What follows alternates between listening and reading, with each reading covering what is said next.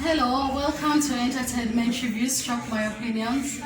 So I'm here to discuss about what to consider when buying residential land.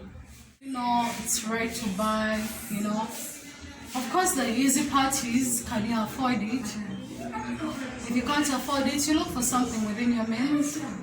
I believe this thing is too far because we have cars, transportation costs went down. Forget the whole COVID situation.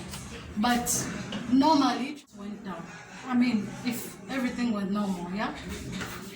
So every place became accessible. You can pretty much go anywhere. So meaning I wouldn't think transportation is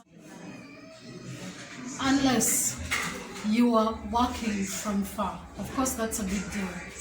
You will fail, your business, you'll end up working for transportation. Anyway, that's not why I'm here. I tell you about how to buy land, what to choose, what to consider. And the first thing, you need water. Nobody's building a house and they don't want water in their house. So make sure where you're going to get water from, the distance is not far. It's not far because the farther the distance, the more expensive the process will cost you. Yes, you can't afford to spend so much money on water because you need to build a house. So you'll end up spending most of your money in these small things and you reach time building and you can't afford. You've wasted so much money in these other things that you could have avoided if you only had a clue. So I would recommend a maximum of 200 meters. If this water is going past 200 meters from your home, please don't. You'll spend money you can't get back. The distance alone will drive you crazy. Electricity. You need to know how far is the electricity. We all need electricity because solar is very expensive. Yes, it looks cheap, yes, but there is so much solar can't do in your house, so you need electricity. Make sure if you're to pull electricity to your house or where your house is going to be, it's not more than one tree. In fact, if it were up to me, I wouldn't even have you buy a tree. I would just have you get a solido from the nearest tree to your house. That is very cheap. It's very cheap because commissioning a tree, things are expensive. Until you get into them, you'll never know. So make sure the distance from where you're getting electricity from to your house is not that far. Forget you have to buy a meter. You don't want to spend more than 1 M on electricity. If you have to spend more than 1 M, you're already at a loss. What else? Make sure this land does not have trees in it. By land, I mean where you're going to actually build a house. It doesn't matter if it's for rent, or rentals, or apartments, or your personal house. Make sure there are no trees in this land. In fact, if someone is selling to you land and there is trees, be kind enough to yourself. Tell them if those trees were out of the land. Yes, let them incur that cost. And by getting them out of the land, I don't mean just cutting them. I mean cut and uproot, because the uprooting is even more costly than cutting them down. Deal with that. You don't want to deal with uprooting those trees. If you even everything is expensive, from using a tractor or manual labor. Both of them are expensive. What else? Make sure there is an access road on this land, and make sure this access road is on your title. If you don't have an access road that's on your title, this person selling to you land should be giving you an access road. By an access road, I mean, where can I pass to go to this land? You understand? Some of these people will make up roads that don't even belong to them. In the future, they say, no, you're not supposed to pass here. This is my personal land. Boom, just like that, you have no road. Are you going to fly to your land? Are you? You need an access road. And if you're not given an access road on the title, you have to buy a road.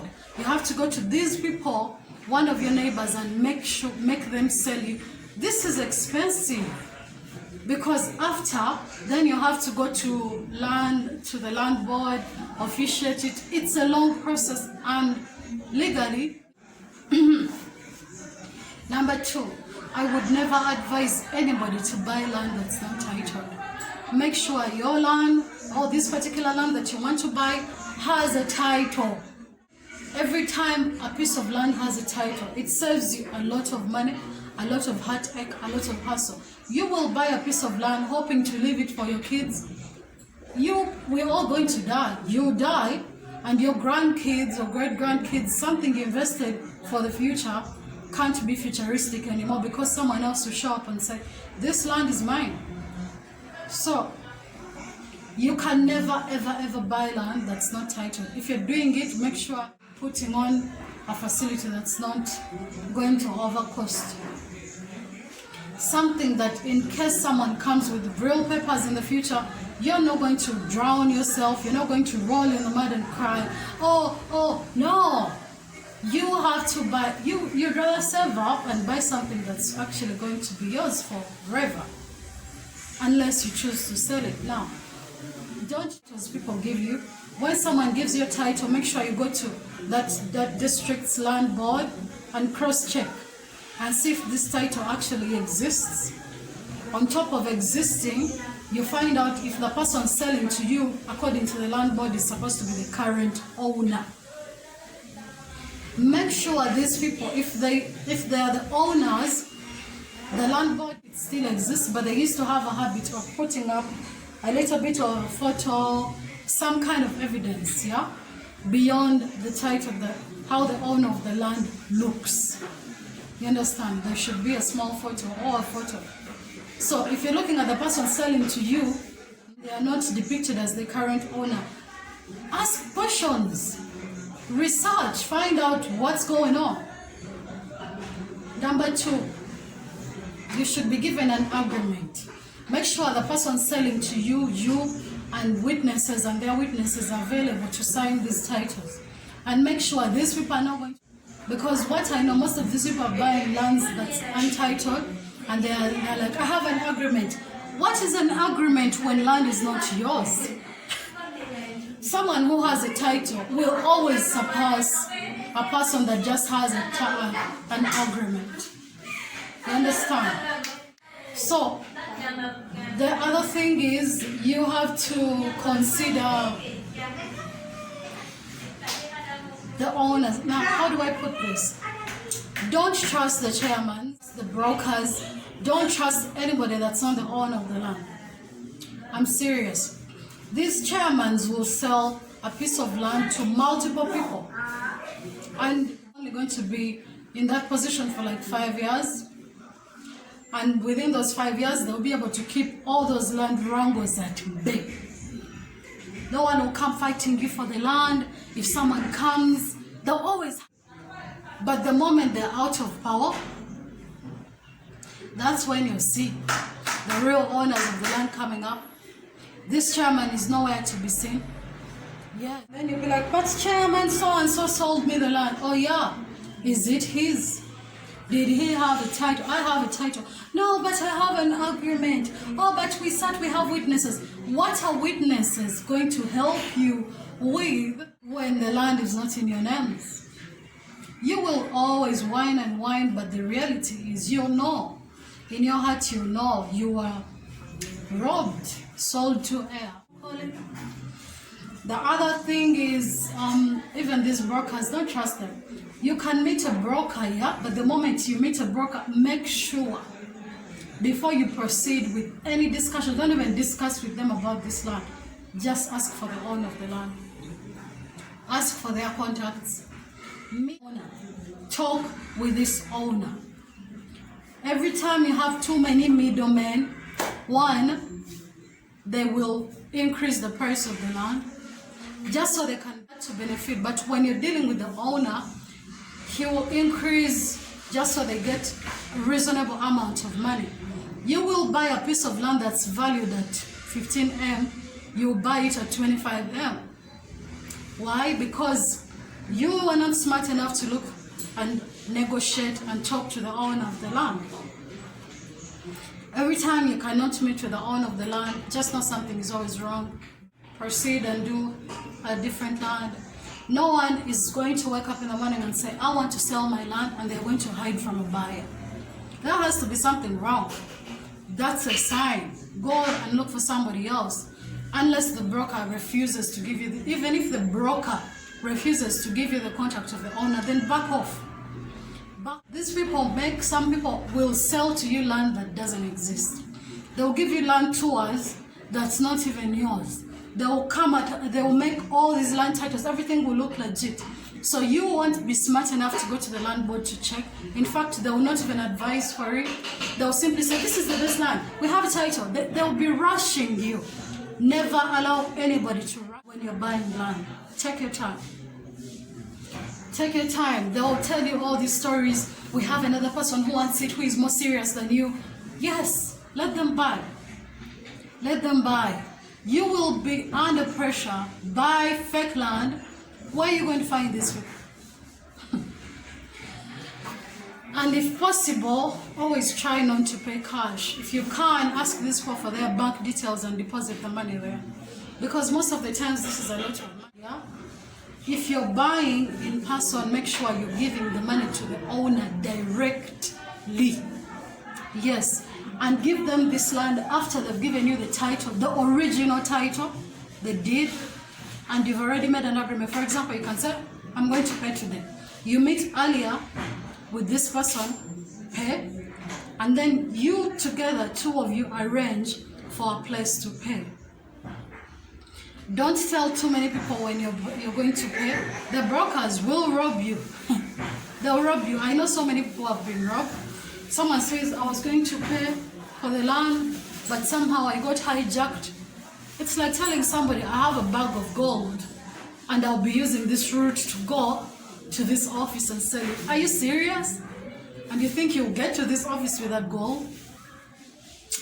Majority of people are broke. People are in a bad situation. You don't want to give them that information.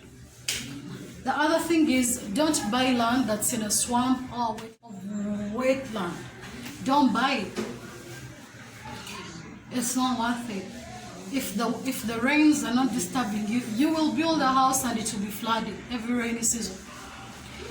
This weakens the house itself. These walls, no matter how strong, they will crack eventually. You don't want to build a house every 15 years because it's your land, so the house is about to fall on you. You do renovations, the house cracks again, eventually it falls on you. Then you build it again. What are you doing? What are you trying to do? So avoid that, and if the NFA is not on to you, telling you, trying to chase you, that you built in a wetland, there is always something. And those people who want to build on top of hills because you think it's cool, think again. See, you're going to build a house on a hill, but you don't know the consequences. If you're building a house on a hill, you can actually afford to build a house on a hill. Don't take your fantasies where you can't afford. You'll be looking at all these rich people like, ooh, they have a house on a hill. Yes, they do. They can afford to. They can make a stable road for themselves. You have to carve out a road on this hill. Can you? Can you? Can you afford to carve a road? Number two, the foundations alone that they build for these houses are insane. Like someone builds a foundation alone, and that foundation costs them an amount of money that you, an ordinary person building, you can use to raise a whole house. And someone is putting it into a foundation. Yes. You have to think. You can't just do things. So you go with your fence on this hill 2 rainy seasons and your house is eroded. The cement is getting eroded out of the building. Everything is getting eroded. I don't care if you say a hill is a hill. A hill is a hill. This house of yours will weaken. Like I say, it will fall. It may not fall instantly, but in a few years, it will fall. So if you're going up a hill, make sure you can actually afford to build on a hill. What else? What else? Let me see. Access road. I talked about that. Back to the access road. Make sure the road is actually big enough. Like, make sure a big truck can actually fit in this road. You don't want to buy a road so tiny, only a bicycle can fit. Meaning, to expand that road, you have to still buy the expansion of the road. Yes, because nobody's going to allow you to expand into their land.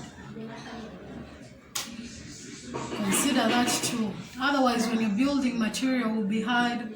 And make sure you're buying a road that has already existed for some time. If you're carving out a new road for yourself, believe me, from experience, it is expensive. It is cheap to carve it, but to maintain it, especially in rainy seasons, you will cry. Don't say I didn't say. Don't say I didn't tell you. Basically, yeah. And make sure the road, your place is accessible, yeah? Make sure it's not too far from what you'd call a main road, yeah? Like a big road or something. Make sure it's not too far. Make sure if it's far, there is at least roads that can lead to your place. Make sure it's accessible. Yeah. And if you're buying in a place that doesn't have enough security, make sure you can afford to provide your own security. Make sure you can afford to build a high fence and probably put some electricity around it. Whatever you choose, make sure you can actually afford these things. Well, that was my time. Thanks for watching. Please like, share, and subscribe. And if you have any questions, just comment below.